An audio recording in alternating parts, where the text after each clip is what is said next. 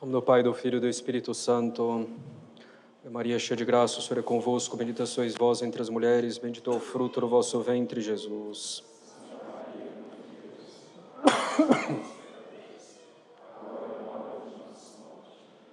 Nossa Senhora das Dores, podem sentar-se.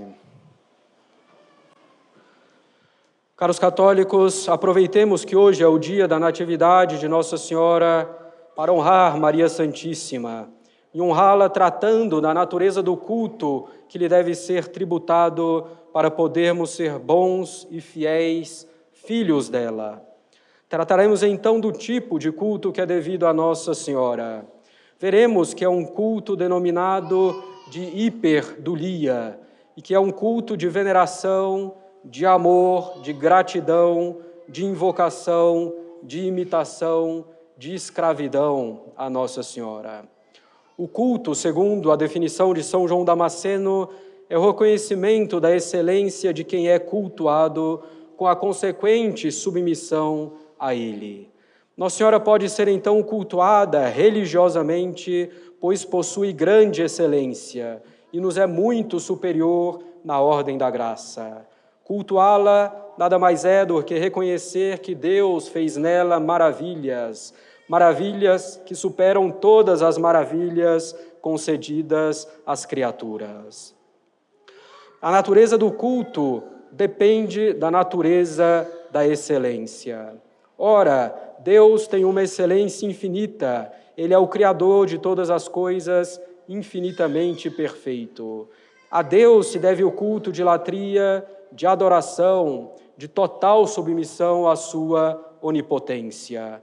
O culto de latria é exclusivo para Deus. Adorar uma criatura no sentido estrito, ou no sentido preciso da palavra, é cometer um pecado gravíssimo de idolatria. Aos santos, consequentemente, é devido um culto de outra natureza, chamado de culto de dulia, de veneração, em virtude da excelência sobrenatural que possuem, quer dizer, em virtude da santidade que possuem, da união profunda e definitiva que possuem com a Santíssima Trindade. Aos santos é devido tal culto pelo que possuem de Deus, pela graça que possuem, pelas virtudes que possuem, pela caridade que possuem. Com tal culto, não somente é lícito, mas é também muito útil e conveniente invocar e reverenciar os santos. Esse culto aos santos é doutrina de fé e mandado pela Igreja. Nossa Senhora tem, por um lado, uma excelência infinitamente inferior a Deus, a nosso Senhor Jesus Cristo. Nossa Senhora é uma criatura, ainda que seja a criatura mais perfeita. A Nossa Senhora não pode se prestar, evidentemente, um culto de latria, de adoração. Fazê-lo seria uma desordem grave. Por outro lado, Nossa Senhora está muito acima dos outros santos e mesmo dos anjos. Sua excelência supera a excelência de todos os santos e anjos juntos. Portanto, a Maria Santíssima é devido um culto especial, particular, denominado hiperdulia, que se distingue do culto de dulia devido aos santos pelo grau, em virtude da santidade e excelência particulares da Santíssima Virgem. Todavia, o culto a Nossa Senhora é distinto do culto aos santos, não somente em grau, mas também em sua natureza, pois a dignidade de Maria não é simplesmente a dignidade da santidade, mas é a dignidade da Mãe de Deus, o que a coloca na ordem da união hipostática, ainda que de modo relativo somente. Assim, o culto devido a Nossa Senhora é o culto de hiperdulia, um culto que é infinitamente inferior ao culto devido a Deus, mas que é muito superior ao simples culto de dulia devido aos santos. E isso em virtude da santidade extraordinária de Nossa Senhora e de sua maternidade divina. Nada mais falso, portanto, do que a acusação dos protestantes que dizem que os católicos adoram Nossa Senhora. Santo Epifânio já dizia: Maria seja honrada Deus adorado. Esse culto devido a Nossa Senhora, caros católicos, deve se expressar com 5 atos principais. Atos de veneração pela excelência e dignidade quase infinitas da Mãe de Deus. Atos de amor, porque além de ser Mãe de Deus, é também nossa Mãe. Atos de gratidão, porque é nossa corredentora. Atos de invocação, porque ela é a medianeira de todas as graças. Finalmente, o culto de Nossa Senhora deve incluir também a imitação por causa da excelência de suas virtudes. A esses 5 atos, devemos também a Nossa Senhora um singular culto de escravidão, pois ela é a rainha do céu e da terra. Desse culto de escravidão, porém, falaremos em outra oportunidade. Com a veneração, reconhecemos a excelência e superioridade de Nossa Senhora. Essa veneração deve ser interior, estimando as qualidades dela com a mente e honrando-a com a vontade. Quer dizer, dando testemunho de sua excelência. E deve ser também uma veneração exterior, com as práticas piedosas estabelecidas para esse fim. Sejam elas públicas ou privadas, individuais ou sociais, litúrgicas ou extralitúrgicas.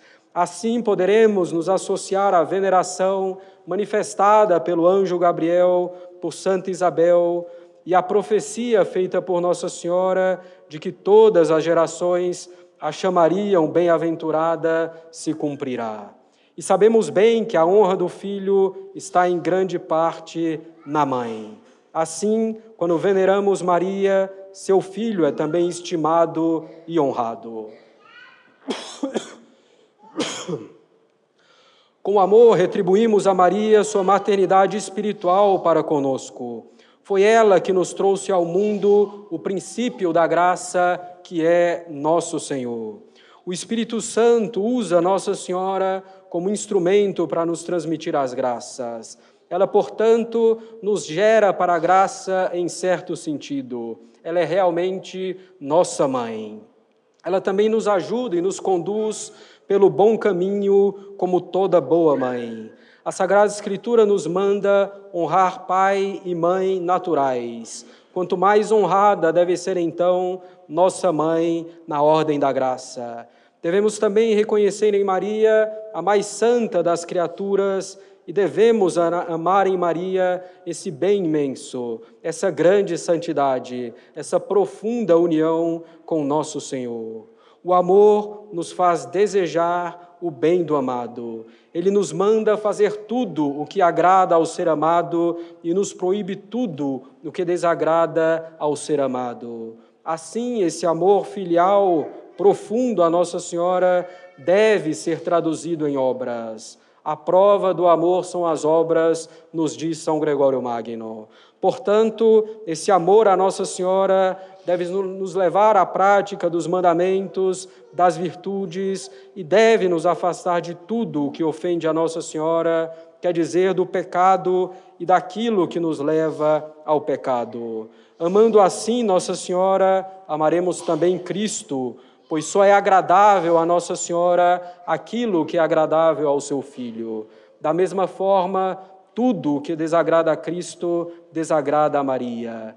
Esse amor a Nossa Senhora é o centro, o coração do culto a Maria Santíssima.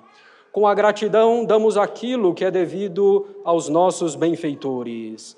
A gratidão, de que nos fala hoje o Evangelho, tem 3 graus. O primeiro é reconhecer o benefício recebido, o segundo é agradecer com palavras e o terceiro é retribuir os benefícios com obras. Depois da Santíssima Trindade, depois do Verbo encarnado que nos redimiu, Maria Santíssima é a nossa maior benfeitora, a maior benfeitora do gênero humano, sobretudo por sua qualidade de corredentora ao pé da cruz. Quão grande deve ser nossa gratidão para com Maria, que ofereceu seu divino Filho para o perdão de nossos pecados e que aceitou ter sua alma transpassada pela espada para que fôssemos redimidos. Com grande generosidade, Nossa Senhora nos entregou o maior bem que existe. Ela nos entregou nosso Senhor. Assim devemos ser gratos à tão boa mãe e corredentora. Devemos ser gratos interiormente, considerando os incalculáveis benefícios que Maria nos fez e faz.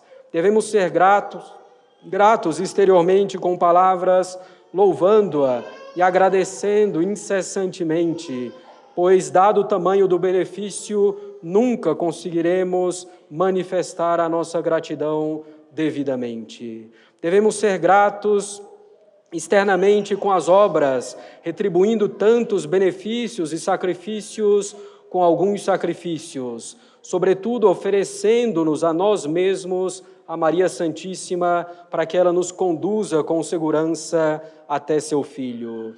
Devemos retribuir com uma vida de santidade. Muitas vezes nos esquecemos de agradecer devidamente a Maria por todos os benefícios que ela nos deu e dá. Com a invocação, caros católicos, reconhecemos que Nossa Senhora é, por vontade divina, a medianeira de todas as graças. Assim, devemos a ela um culto de grande confiança. Devemos recorrer a Maria e invocá-la em toda necessidade espiritual e material. Devemos recorrer a ela e invocá-la completamente seguros de que seremos sempre ouvidos se a graça solicitada é necessária ou bem conveniente para a nossa salvação. Devemos recorrer a ela sempre, nas dúvidas, para que nos esclareça, nos extravios, para que voltemos para o bom caminho, nas tentações, para que nos ajude, nas fraquezas, para que nos fortaleça, nas quedas, para que nos levante, nas desolações, para que nos anime, nas cruzes e trabalhos, para que nos console. Sempre e em todo lugar devemos recorrer a Maria como a melhor das mães. Aquela que entregou o seu próprio Filho para nos salvar, não recusará interceder por nós. O Evangelho, nas bodas de Caná, nos indica a confiança com que devemos nos dirigir a Maria. Ela intercede pelos noivos sem que eles tenham pedido, pois os noivos nem sequer sabiam que faltava vinho. Não sabiam que precisavam daquela graça. Se Nossa Senhora nos ajuda quando não pedimos, imaginemos o que faz quando recorremos a ela com grande confiança e humildade. Nossa Senhora conhece bem nossas necessidades.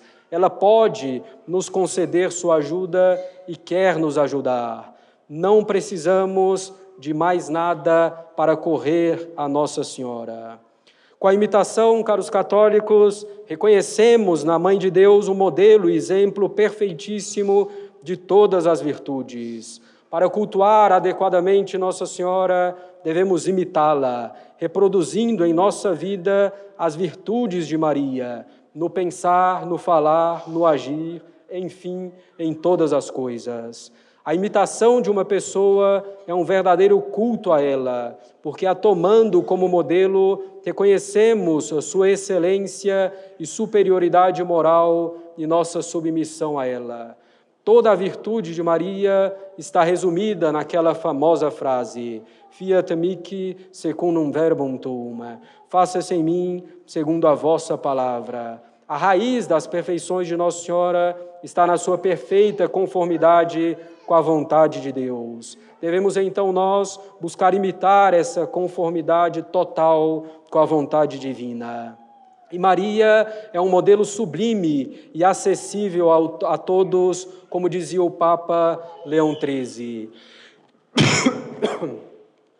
O Papa dizia: a bondade e a providência divina nos deu em Maria o modelo de todas as virtudes, um modelo todo feito para nós. Porque considerando-a e contemplando-a, as nossas almas já não ficam ofuscadas pelos fulgores da divindade, senão que, atraídas pelos vínculos íntimos de uma comum natureza, com maior confiança se esforçarão por imitá-la. Se amparadas pelo seu eficaz auxílio, nós nos dedicarmos com todas as nossas forças a esta obra de imitá-la, certamente conseguiremos reproduzir em nós ao menos algum traço de tão grande virtude e santidade. E depois de havermos imitado a sua admirável conformidade com a divina vontade, poderemos juntar-nos a ela no céu. Até aqui o Santo Padre, o Papa. Assim, o culto perfeito a Nossa Senhora supõe o firme propósito de imitá-la. A devoção a Maria deve ser uma devoção de veneração, uma devoção de amor, uma devoção de gratidão, de invocação e uma devoção de imitação. A devoção a Nossa Senhora, nesses atos e em todos os atos, deve ser sempre uma devoção interior. Quer dizer que realmente brota do reconhecimento de suas perfeições, que brota do desejo de honrá-la e do desejo de nos submetermos à grandeza dela. A devoção também deve ser terna, isto é, cheia de confiança, como uma criança confia em sua mãe. A devoção a Nossa Senhora deve ser uma devoção santa, que tem por objetivo evitar todo o pecado e imitar as virtudes de Maria, principalmente sua humildade profunda, sua fé vivíssima, sua obediência, sua oração contínua, seu recolhimento, sua mortificação, sua pureza divina, sua esperança firmíssima, sua caridade ardente, sua paciência heróica, sua sabedoria celestial, sua temperança. A devoção a Nossa Senhora, caros católicos, deve ser igualmente constante. Quer dizer, deve ser uma devoção que consolida a nossa alma no bem e que nos dá forças para não abandonarmos facilmente as práticas devocionais e a prática da virtude. A devoção a Nossa Senhora dá à alma a constância e o ânimo no combate contra o mundo, a carne e o demônio. A devoção a Nossa Senhora deve ser ainda uma devoção desinteressada, tendo como principal motivo não os benefícios que recebemos, mas sim as perfeições de Nossa Senhora, a excelência dela, a santidade dela, a sua profunda união com Cristo. O devoto de Maria deve amá-la e honrá-la sem buscar a si mesmo em primeiro lugar. Portanto, caros católicos, já sabemos como praticar essa devoção a Nossa Senhora, devoção que é necessária para a nossa salvação. Devemos venerar Maria, amá-la profundamente, agradecer-lhe com imensa gratidão, invocá-la com grande confiança e imitá-la em todas as virtudes. E peçamos a ela mesma que nos ensine essa devoção. E fica claro que se fizermos tudo isso, caminharemos rapidamente e com segurança para nosso Senhor Jesus Cristo, para a união com Cristo, união que deve ser o fim de toda e qualquer devoção. Quem honra a mãe, honra o filho. Quem desagrada a mãe e a ofende, desagrada ao filho e o ofende. Quem agrada a mãe, agrada o filho. Quem ama a mãe, ama o filho. Nossa Senhora e seu divino Filho não estão jamais separados. Em nome do Pai, do Filho e do Espírito Santo.